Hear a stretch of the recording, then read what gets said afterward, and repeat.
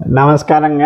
நான் doctor Vishnuram. Welcome to Sri health channel diabetes mellitus part 6. இன்னைக்கு நான் என்ன பண்ண போகிறேன்னா, இதை ஒரு கொஸ்டின் ஆன்சர் செஷனாக மாற்றிறேன். எப்படி அப்படின்னா, நீங்கள் என்ன கேள்வி கேட்குற மாதிரி நானே என்ன கேள்வி கேட்டுக்குவேன். எனக்கு உங்கள் சார்பாக நான் என்ன கேள்வி கேட்டுக்குவேன். என் சார்பாக நான் பதில் சொல்ல போகிறேன். சரிங்களா? சரி, ஓகே, ரைட். இப்போ டயட் பற்றி நம்ம ஆரம்பித்தோம். ட்ரீட்மெண்ட் பார்ட் எடுத்த உடனே ஃபஸ்ட்டு டயட் சொன்னேன். அதுக்கு ஒரு ஸ்டெப் முன்னாடி ஒரு common question, how can I monitor my blood sugar? அதாவது நான் எப்படி என் பிளட் சுகரை செக் பண்ணோம் அப்படின்னா, ஹவு வென் ரெண்டும் சேர்த்தியே சொல்லலாம். எப்படி செக் பண்ணோம் அப்படின்னா அதுக்கு 3 மெத்தட்ஸ் இருக்குது. ஒன்று வந்து செல்ஃப் மானிட்டரிங் ஆஃப் பிளாஸ்மா குளுக்கோஸ்ன்னு சொல்லுவோம் ஒன்று. ரெண்டாவது இந்த வீனஸ் சாம்பிள். இது எல்லாருக்குமே தெரிஞ்ச விஷயம் இல்லையா? வெயினில் போய் எடுப்பாங்க. ஃபாஸ்டிங் எடுக்கும்போது பாக்கி எல்லா டெஸ்ட்டுக்கும் எடுத்துடுவாங்க. இல்லை சுகர் மட்டும் பண்ணால் போதும். அப்புறம் போஸ்ட் பிராண்டியல் பிளட் சுகர், அது நம்ம சாப்பிட்டதுலேருந்து 120 மினிட்ஸ், 90 மினிட்ஸ் இல்லை. நிறையா லேப்ஸு 90 மினிட்ஸில் எடுப்பாங்க. நீங்கள் அவங்கக்கிட்ட இன்சிஸ்ட் பண்ணுங்கள் 120 மினிட்ஸ், 2 ஹவர்ஸ். இது போஸ்ட் பிராண்டியல் பிளட் சுகர். அடுத்தது செல்ஃப் குளுக்கோஸ் மானிட்டரிங் சொல்லுவோம். அது என்னென்னா குளுக்கோமீட்டர். இது எல்லாருக்கும் தெரியும், கேள்விப்பட்டிருக்கீங்க. ஒரு ஸ்மால் மிஷின் நம்ம ஃபிங்கர் டிப்பில் ப்ரிக் பண்ணி அதை ஒரு ஸ்ட்ரிப் இருக்கும், அதில் அந்த பிளட் ஸ்பாட்டில் அந்த பிளட் ட்ராப்பை வச்சு மிஷினில் இன்சர்ட் பண்ண ஒரு ஃபியூ செகண்ட்ஸில் ரீடிங் டிஸ்பிளே ஆகும். இது ரிலையபிள்னா ரிலையபிள், வெரி மச் ரிலையபிள். இது தாராளமாக பண்ணிக்கலாம். ஒன்றும் இதில் அன்ரிலையபிலிட்டி அந்த மாதிரி இல்லை. அடுத்தது கண்டினியூவஸ் குளுக்கோஸ் மானிட்டரிங் சொல்கிறாங்க. இது யாருக்கு தேவை அப்படின்னா, டைப் 1 டயபெட்டிஸ் மெலிட்டஸ், இந்த குழந்தைங்களுக்கு இன்சுலின் தான் ட்ரீட்மெண்ட் இல்லையா, அவங்களுக்கு கண்டினியூஸ் பிளட் குளுக்கோஸ் மானிட்டரிங் ஒரு சிப் மாதிரி உள்ள இன்சர்ட் பண்ணிடுவாங்க. அது குளுக்கோஸ் மானிட்டர் பண்ணி அதுக்கு தகுந்த மாதிரி இன்சுலின் ரிலீஸும் பண்ணும். ஓகே, அது ஒரு மெத்தடு. அதே மாதிரி அடல்ட்லேயும் இன்சுலினில் தான் கண்ட்ரோல் வரும் அப்படிங்கிறவங்களும் இந்த கண்டினியூஸ் குளுக்கோஸ் மானிட்டரிங் மெத்தட் பண்ணிக்கலாம். இப்போது இந்த செல்ஃப் மானிட்டரிங் இந்த குளுக்கோமீட்டரில் பண்ணுறது, நம்ம கேபிலரி பிளட் எடுக்கிறோம். கேபிலரி பிளட்னா என்னென்னா, இந்த பெரிய பிளட்டை, இந்த பியூர் பிளட்டு, ஆக்சிஜனேட்டட் பிளட் கொண்டு போகிறது ஆர்ட்ரி சொல்கிறோம். அதுக்கடுத்து அது சின்னதாக நேரோ ஆகி ஆர்டீரியோல் சொல்கிறோம். அதுக்கப்புறம் அது கேபிலரியாக மாறும். கேபிலரி லெவலில் தான் டிஷ்யூக்களுக்கும் இந்த பிளட் வெசலுக்கும் எக்ஸ்சேஞ்சஸ் நடக்கும்.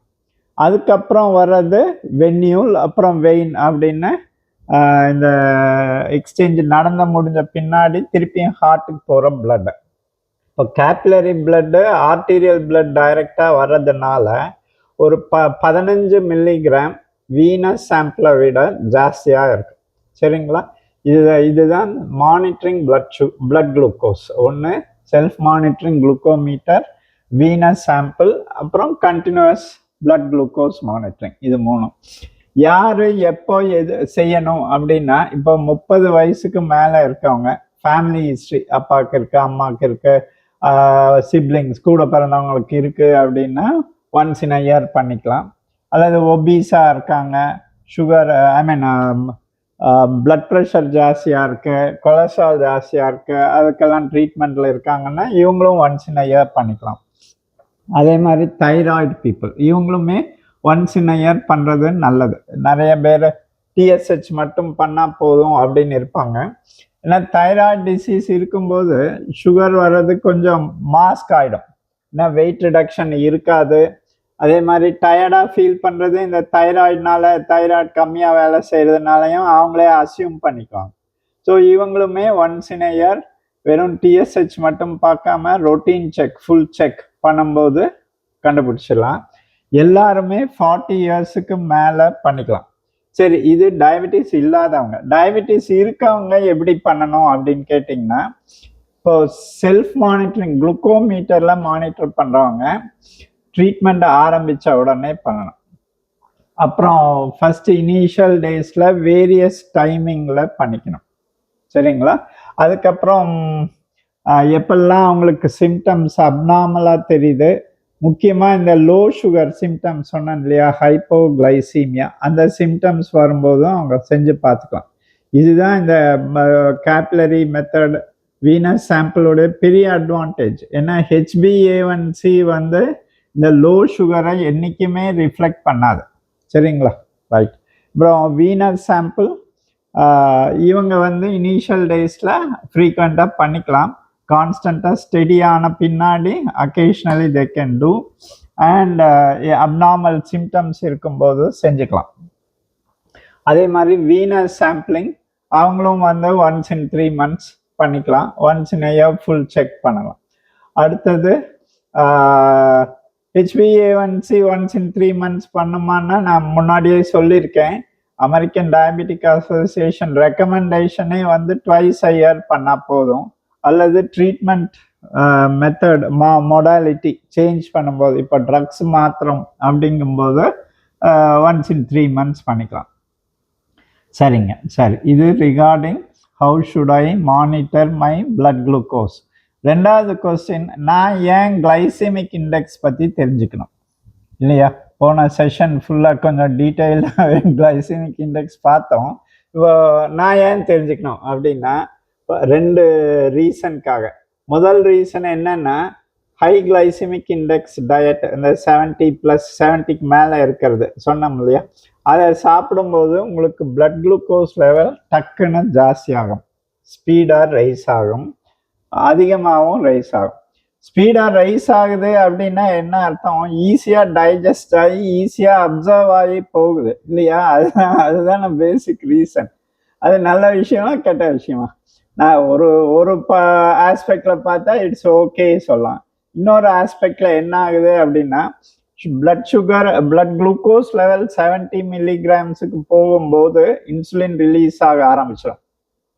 ரிலீஸ் ஆக ஆரம்பித்து 6 minutes பீக் லெவலுக்கு போயிடும்.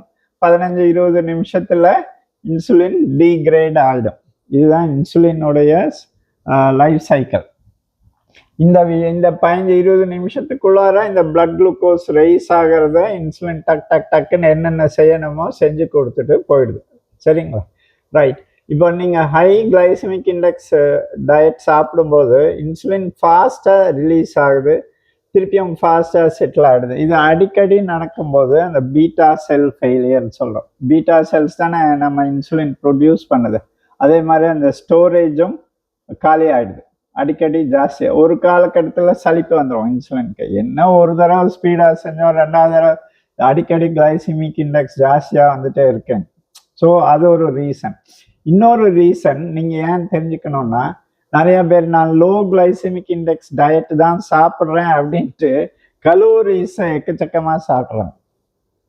அதனால என்ன ஆகுதுன்னா weight gain, poor diabetic control. So இந்த 2 ரீசனுக்காகவும் நீங்கள் கிளைசெமிக் இண்டெக்ஸ் பற்றி தெரிஞ்சுக்கணும். அடுத்தது 3வது விஷயம், நான் எதை கவனத்தில் வச்சுக்கணும், கிளைசெமிக் இண்டெக்ஸா கலோரிஸா அப்படின்னா, இது உங்களுக்கு ஈஸியாக புரியற மாதிரி ஒரு எக்ஸாம்பிள் சொல்கிறேன். கலோரிஸுங்கிறது நம்ம ஜனன கால ஜாதகம் மாதிரி. சரிங்களா? கிளைசெமிக் இண்டெக்ஸுங்கிறது கோச்சாரம், அதாவது இந்த இப்போ கரண்ட் பிளானட் பொசிஷனில் என்ன எஃபெக்ட் இருக்கோ அந்த மாதிரின்னு எடுத்துக்கோங்க. இது எதுக்கு சொல்ல வரேன்னா, இப்போ நம்ம அஸ்ட்ராலஜர்ஸ் என்ன சொல்லுவாங்க, ஜனன கால ஜாதகம் 75% 85% அதை தான் கன்சிடர் பண்ணணும். அடுத்தது 15% 20% தான் இந்த கோச்சார பலன்கள் சொல்லுவாங்க இல்லையா? அதே மாதிரி தான் கலோரிஸ் தான் மோர் இம்பார்ட்டன்ட், 75 to 85%. அப்புறம் தான் கிளைசெமிக் இண்டெக்ஸ். ஏன் சொல்கிறேன் அப்படின்னா, கலோரிஸ் நீங்கள் கண்ட்ரோல் பண்ணாலே உங்கள் diabetic control will be very good. இப்போ நிறைய பேர் நான் லோ கிளைசெமிக் இண்டெக்ஸ் சாப்பிட்டதுனாலயே என்னோட HbA1c 11 6 வந்துருச்சுன்னு எல்லாம் கிளைம் பண்ணுறாங்க. அதில் வந்து அதனால மட்டும் அல்ல அப்படிங்கிறது திட்டவட்டமாக சொல்ல முடியும். சரிங்களா? But other factors also contribute. அதனால் மட்டுமே ஹெச்பிஏஎன்சி அவ்வளோ அளவுக்கு கம்மியாகும் வாய்ப்புகள் மிக குறைவு. சரி, ரைட்டு. இப்போ கலோரிஸ் தான் மேஜர் போர்ஷன். ஏன்னா கலோரிஸ் கட் பண்ணி நம்ம பாடி வெயிட் கம்மி பண்ணும்போது உங்களுக்கு இன்சுலின் சென்சிட்டிவிட்டி சொன்னாங்க இல்லையா, இன்சுலின் ரெசிஸ்டன்ஸுக்கு ஆப்போசிட் இன்சுலின் சென்சிட்டிவிட்டி, இன்சுலினுடைய எஃபிகசி ஜாஸ்தியாகும். டயபெட்டிக் கண்ட்ரோல் பெட்டர் கேர் வந்துடும். இதே நிறைய பேர் இல்லை, ஒரு 50% ஆஃப் பாப்புலேஷனுக்கு இந்த கலோரிஸ் கட்டிங் ஐடியல் பாடி வெயிட்டு அதுக்கும் கீழே போகும்போது ட்ரக்ஸுடைய தேவைகளை ரொம்ப கம்மியாகி சில பேர் ட்ரக்ஸ் இல்லாமையே மெயின்டைன் பண்ண முடியும். அதை அவங்க ரிவர்சல் ஆஃப் டயபிட்டிஸ்ன்னு சொல்கிறாங்க. இது எல்லாருக்குமே பாசிபிளா அப்படின்னா நாட் பாசிபிள். இது possible only for around 50 to 55% of people. அவங்களுக்கு இன்சுலின் ரெசிஸ்டன்ஸ் மட்டும்தான் ஒன்லி ப்ராப்ளம் அப்படின்னா இது பாசிபிள். இல்லாதவங்களுக்கு, ஏன்னா எந்த ஒரு டிசீஸுமே சிங்கிள் ஃபேக்டர்னால வரதில்லை அப்படின்னு நான் 2-3 எபிசோட்ல சொல்லியிருக்கேன். ஸோ இது ஒரு விஷயம். சரி, அடுத்த கொஸ்டின், 4வது கொஸ்டின், நான் எவ்வளோ சாப்பிடணும்? இது 4வது question. How much should I eat? Calories தான் இம்பார்ட்டன்ட் சொல்கிறீங்களே, நான் எவ்வளோ சாப்பிடணும்? இது 4வது கொஸ்டின். இதுக்கு நான் இந்த ஒபிசிட்டி பார்ட் 4 கன்க்ளூடிங் பார்ட், அது பார்ட் 3 போட்டு ஒரு 2 daysலேயே பார்ட் 4 ரிலீஸ் பண்ணதுனால I think it has not reached well. அது முடிஞ்சால் ரிவைஸ் பண்ணி பாருங்கள். அதுலேயே நான் டயட் எப்படி சாப்பிடணும்னு சொல்லியிருப்பேன். எவ்வளோ கலோரிஸ் நான் எடுத்துக்கணும், ஒரு கால்குலேஷன் இருக்குது இல்லையா? ஃபஸ்ட்டு நான் என்னுடைய ஐடியல் பாடி வெயிட் தெரிஞ்சுக்கணும். ஐடியல் பாடி வெயிட் எப்படின்னா, உங்கள் ஹைட் இன் சென்டிமீட்டர் -100. இதை சிம்பிளாக வச்சுக்கோங்க, சிம்பிள் ஃபார்முலா. சே 160 சென்டிமீட்டர்ஸ்னா -100 60 கிலோஸ். கலோரிஸ் எவ்வளோ தேவைன்னா 10 into body weight, 10 into 60 600 plus 6.25 into height in centimeters. 160 into 6.25 960. இதில் ஒரு 40. So 1600 calories minus 5 into age. ஒரு 50 years வச்சுக்கோங்களேன். 5 into 50 250. ஸோ அந்த இதில் மைனஸ் பண்ணுறோம். இது நம்ம பேசல் மெட்டபாலிக் ரேட்டு. இதோட நம்ம ஆக்குபேஷன், நம்ம எவ்வளோ ஆக்டிவாக இருக்கோம், செடன்ட்ரி லைஃப் ஸ்டைலாக, ஒரு மாடரேட் ஃபிசிக்கல் ஒர்க் இருக்கா, அதாவது ரொம்ப ஆக்டிவாக மேனுவல் ஒர்க் ஜாஸ்தியாக இருக்கா, அதை பொறுத்து ஒரு factor 1.2 for sedentary lifestyle, 1.5 for moderate physical activity, 1.8 for strenuous manual ஒர்க்கர்ஸ்க்கு. இந்த வர நம்பர் சரி, சப்போஸ் 1600 வருதுன்னா இன்ட்டு 1.2 இன்ட்டு 1.5 இன்ட்டு 1.8 அவங்கவுங்க ஒர்க்குக்கு தகுந்த மாதிரி போட்டுக்கணும். இப்போ நீங்கள் ஐடியல் பாடி வெயிட்டில் இருக்கீங்க அப்படின்னா இந்த நம்பர் எவ்வளோ வருதோ அதுதான் நீங்கள் சாப்பிட வேண்டிய கலோரிஸ். நான் முதல்ல ஆரம்பத்திலே சொல்லியிருக்கேன், 85% of type 2 diabetic people are obese. இப்போ நீங்கள் என்ன பண்ணணும், கலோரிஸ் கட் பண்ணணும். எவ்வளோ கலோரிஸ் கட் பண்ணோம்னா 300லேருந்து 500 கலோரிஸ். ஓவர் ஒபீஸ் ரேஞ்சில் இருக்கீங்கன்னா 300லேருந்து 500 கலோரி கட் பண்ணணும். சரிங்களா? இது ஒரு ஈஸியர் வே ஆஃப் கால்குலேட்டிங். இதுலேயே இன்னொன்று என்ன சொல்கிறேன்னா, எல்லாருமே சண்டே மார்னிங் ஃப்ரீயாக இருக்கும்போது உட்காந்து ஒரு கால்குலேஷன் போடுங்க. இது ரொம்ப இன்ட்ரெஸ்டிங். நான் எவ்வளோ சாப்பிடணும்னு என்னென்னமோ தெரிஞ்சிருக்கோம், இது நீங்கள் தெரிஞ்சுக்கிறது நல்லது. நான் எவ்வளோ சாப்பிடணும், ஒரு டேபிள் உட்காந்து ஒரு பேப்பர் எடுத்து கால்குலேஷன் போட்டுட்டு நீங்கள் எனி சர்ச் இன்ஜின்ஸில் சவுத் இண்டியன் டயட், அதுக்கு ஒவ்வொரு ஃபுட் ஐட்டமுக்கும் எவ்வளோ கலோரிஸ்ன்னு கேளுங்க, அவங்களே கொடுப்பாங்க. இட்லிக்கு 60, தோசைக்கு 120, மசால் தோசை 240, அந்த மாதிரி லைனாக வரும். அதை வச்சு நீங்களே உங்கள் டயட் சார்ட் ப்ரிப்பேர் பண்ணிக்கலாம். சிம்பிளாக பண்ணிக்கலாம். உங்கள் ரொட்டீன் ஃபேமிலி லைஃப்பில் என்ன சாப்பிட்றீங்களோ அதை வச்சு டயட் சார்ட் ப்ரிப்பேர் பண்ணிக்கலாம். இது ஏன் இது நான் 2வது தடவை 3வது தடவை இன்சிஸ்ட் பண்ணுறேன் அப்படின்னா, நீங்கள் ரொம்ப அப்நார்மல் டயட்டில் என் கலோரிஸ் கம்மி பண்ணிக்கிறேன் அப்படின்னு சொல்லி என்னென்னமோ மெத்தட்ஸில் பண்ணி உங்களுடைய லைஃப் ஸ்டைல் மேபி இம்ப்ரூவ் ஆகும், உங்களுக்கு செஞ்சு தரவங்க லைஃப் ஸ்டைல் மிசரபிள் ஆகிடும். ஸோ அப்படி இருக்கக்கூடாது இல்லையா? It should be a family activity. சரிங்களா? அந்த மாதிரி நீங்கள் நீட்டாக போட்டுடலாம். அதே மாதிரி போட்டு பிளான் பண்ணிக்கோங்க. பண்ணிவிட்டு நீங்கள் கலோரிஸ் கட் பண்ணமா சேம் கலோரிஸ் எடுத்துக்கலாமான்னு டிசைட் பண்ணிக்கோங்க. சரிங்களா? This is very easy and very interesting. இதுலேயே வந்து நீங்கள் சாப்பிட்ற எல்லா ஐட்டமுக்கும் கலோரிஸ் கால்குலேஷன் போடணும். சட்னி, காஃபி, டீ, அப்புறம் சாம்பார், சைட் டிஷ்ஷஸ், எனிதிங். நிறையா பேர் மிஸ் பண்ணுறது பிஸ்கெட்ஸு. நாங்கள் காஃபி காலையில் குடிக்கும்போதே ஒரு 3-4 பிஸ்கெட் சாப்பிட்றோம் sir. Each biscuit 45 to 50 calories. So கிட்டத்தட்ட ஒரு பிரேக்ஃபாஸ்ட் அளவுக்கு போயிடுச்சு. சரிங்களா? ஸோ அந்த மாதிரி எல்லா ஐட்டம் வாட் எவர் ஃபுட்டுன்னு எடுத்துக்கிறோமோ அது எல்லா ஃபுட்டுன்னா including snacks anything calories calculation பண்ணணும். ஒரு கோயில் பிரசாதம் சக்கரை பொங்கல் சாப்பிட்டேன் மறந்துட்டேன்னு சொல்லக்கூடாது. அதுலேயும் கலோரிஸ் இருக்கு, அதையும் நீங்கள் கன்சிடர் பண்ணிக்கலாம். சரிங்களா? சரி, this is how we calculate. இது அடுத்தது இன்னொரு கொஸ்டின் வெரி காமன்லி ஆஸ்ட் என்னென்னா, பேஷண்ட்டே வந்து சொல்கிறது, நான் இதுவும் திரும்ப திரும்ப திரும்ப இன்சிஸ்ட் பண்ணுறது, நான் லோ கார்ப் டயட் எடுத்துக்கலாமா நோ கார்ப் டயட் எடுத்துக்கலாமா? தயவு செஞ்சு வேண்டாம். Any standard text book of medicine என்ன சொல்கிறாங்கன்னா 50% கார்போஹைட்ரேட் தான் இருக்கணும். 45 to 55% ரேஞ்சு கொடுத்துட்றாங்க. மிச்சம் 20% ப்ரோட்டீன் அண்ட் ரிமைனிங் வந்து ஃபேட் சொல்கிறாங்க. ப்ரோட்டீனும் நீங்கள் 1 gram per kg body weight protein எடுத்துக்கணும். சரிங்களா? ரைட். இதை வச்சு ஏன் திரும்ப திரும்ப இது இன்சிஸ்ட் பண்ணுறோன்னா, நம்ம பிரெயினுக்கும் ரெட் பிளட் செல்ஸுக்கும் major source of energy carbohydrates தான்.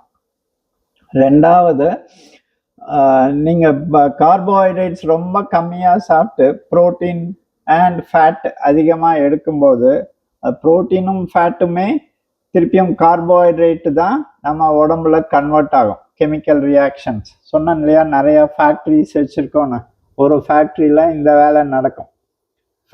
ஃபேட்டையும் ப்ரோட்டீனையும் கார்போஹைட்ரேட்டாக கன்வெர்ட் பண்ணுற வார்த்தை. ஏன்னா அவ்வளோ எசென்ஷியல் கார்போஹைட்ரேட். அப்போ ப்ரோட்டீன் செய்கிற வேலையை யார் செய்வா சொல்லுங்க? 2-3 பேஷண்ட் அனெக்டோட்ஸே சொல்லலாம். நார்மலாக இருந்தாங்க, இந்த லோ கார்ப் வெயிட் ரிடக்ஷனுக்காக சாப்பிட்டு தைராய்டு டிஸ்ஃபங்க்ஷன்.